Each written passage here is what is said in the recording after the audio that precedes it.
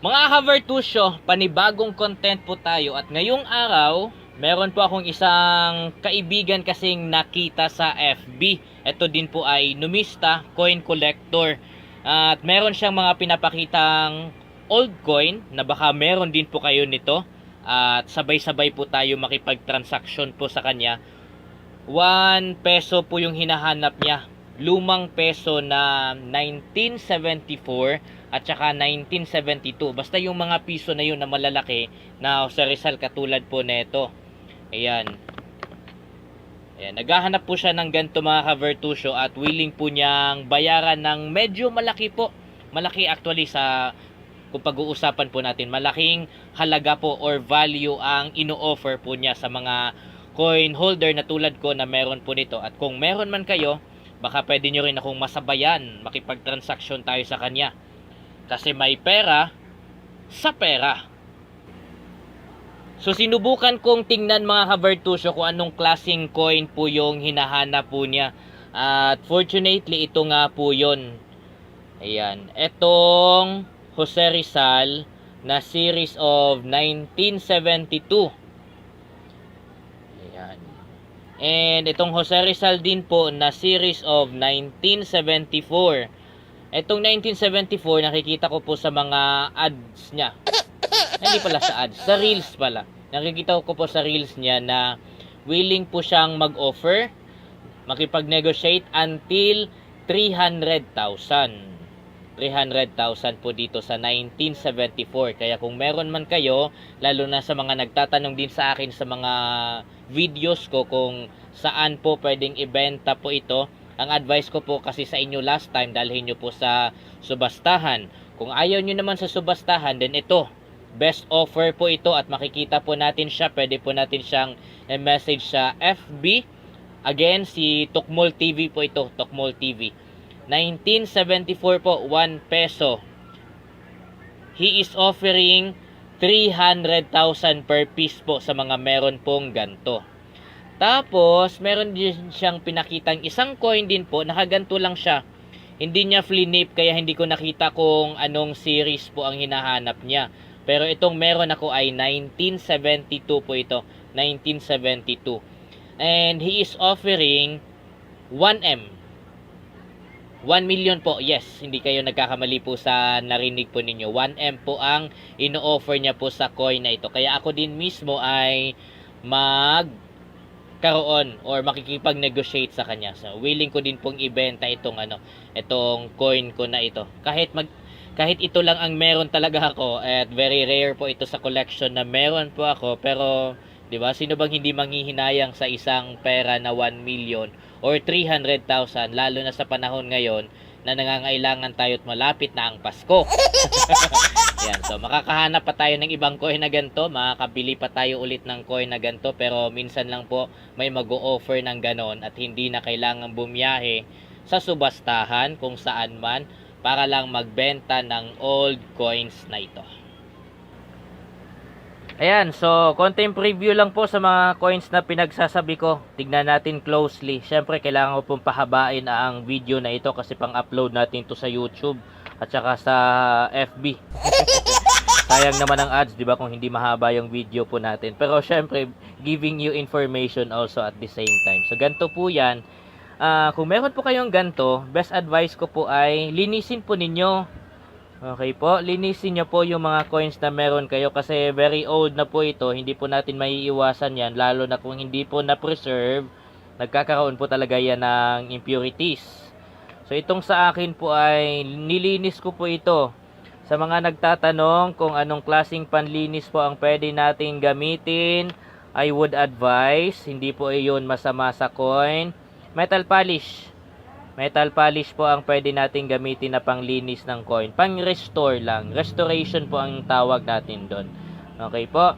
So, ito, katulad po nito, nung dumating po ito sa akin, sobrang dumi na po ito.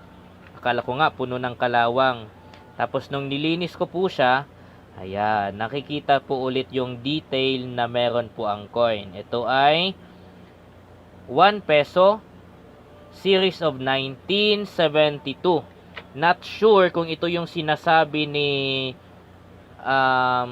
Tokmol TV na willing niya pong babayaran ng 1M.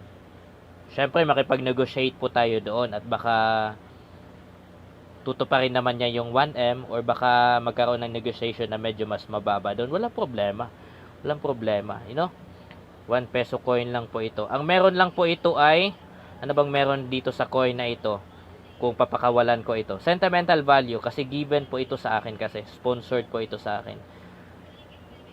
Nang next naman dito ay itong 1974. Jose Rizal pa rin po ito. 1974. Itong coin na ito, according po sa kanyang reels, ay willing niya pong bayaran ng 300,000. Kaya po napapagawa talaga ako sa video na ito. At pinahaba ko po talaga itong video na ito kasi ang dami po sa inyo nagtatanong kasi kung kanino po pwedeng ibenta. Ang lagi kong advice, dalhin sa subastahan kasi nga mataas ang value ng coin na ito.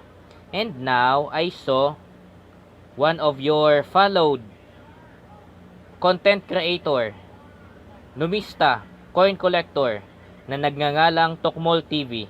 At itong 1974 nga po ay willing niyang bayaran ng up to 300,000. So ako din ay napaisip din, gusto ko din 'yun.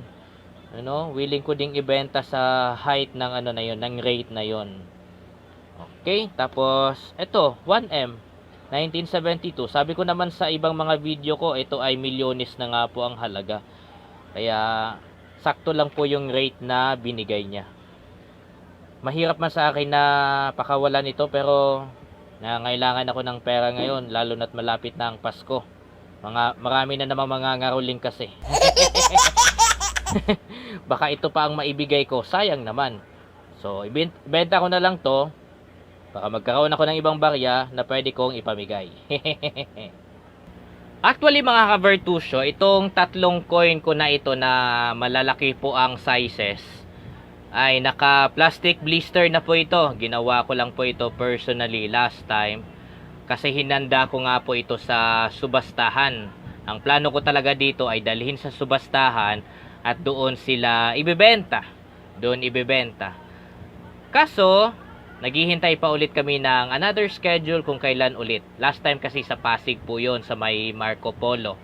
Tapos before that sa Quiapo naman sa Bautista Street.